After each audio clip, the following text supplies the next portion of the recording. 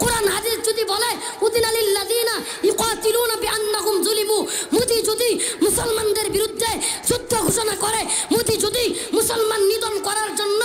ঘোষণা করে, মোদি এবং অমিত শাহ যদি ইসলাম বিদ্বেষী হয়, কোরআন সুন্নাহ বিরোধী হয়, আল্লাহর নবীর পক্ষের লোকদের দুশমনি করে, ফ্রান্সের পক্ষ নেয়, গুজরাটে হাজার হাজার মুসলমানদেরকে মারে, তাহলে একমতের দোহাই দিয়া ইসলামের প্রেমিকরা, নবীজির প্রেমিকরা কখনোই চুপ থাকবে না, বরং একমত হবে মোদির বিরুদ্ধে যাবে।